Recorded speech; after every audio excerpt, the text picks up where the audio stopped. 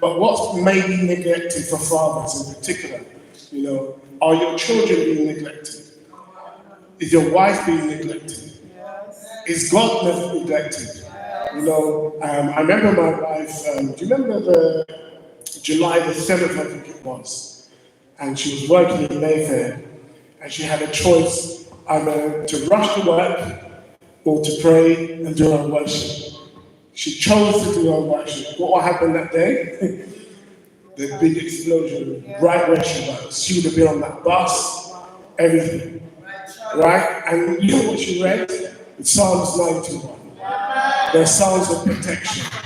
So, you might think, neglecting, I'm gonna, later on in life, I'm gonna do this, men in particular, I'm gonna grow older, I'm gonna, do all of these things. But, choose who you will serve. If it's God, serve Him. Just serve Him, that's it. If it's God, serve Him. Do with Him in your verse 6. It's actually vain. In Psalm 120, I'm not going to read it, but in Psalm 127, verse 2, it is vain if you wake up early and late and go up to the devil. Maybe as the Lord keeps the house. So the Lord keeps our house. But when they wake up early, doing all these things and forgetting that the Lord actually keeps the house. Yes. The funny thing is that even if all of this was going on, Pharaoh did these things and everything was still growing. He didn't like it. So, when, maybe somebody at your workplace, maybe somebody in your school, they don't like you. They start cursing you, starting to say, maybe it's just me this happens to. But there's people at my workplace. But there's a person, I'm not making up no story.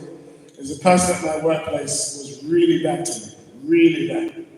And you know what the Lord told me to do? What does it say in the Bible? To put heaps of what? Coal. And what I was doing great things for him. And the Lord, it was his 50th year, so I said, you know what?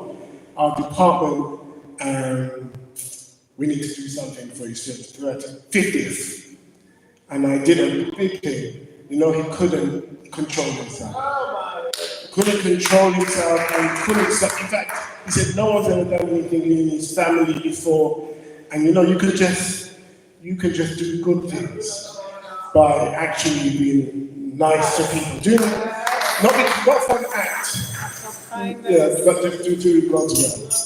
And in Exodus chapter 1, 15 to 22, and it reads and it says, and the king of Egypt spoke to the Hebrew midwives, of which the name of the one with, now I'm not going to get the name right, Shipera, the name of the other Pura, I think it's pronounced. And the reason, first of all, he wanted to destroy them by overworking them. That didn't work, right? So some of you might be overworked, but God has got something and he's just keeping you cool for all of that. But then the wicked man said, you know what? If you have a male, I'm going to kill the male first. This is 1,000 years ago. And if you have a woman, let them live. Why is it so important? Because we have to be careful what we say to our men. Yes. Because there's many of our men, can I be honest? Many of our black men in particular that don't hear anything encouraging from their fathers. So mothers, you might be single, you might not get on well with your husband or whatever. You might be a wicked so-and-so, like even my dad, I'll be honest. But you still have to show grace.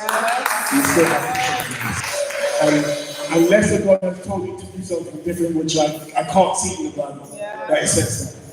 But you could see here now, it reads down to 17. I urge you to read this because, as I said, there's a lot of action in here. And so but the midwives feared God. They feared God, and the king of Egypt commanded them, but he saved the men, but they saved the men, his children. And, some of you might be midwives here, and some of your bosses might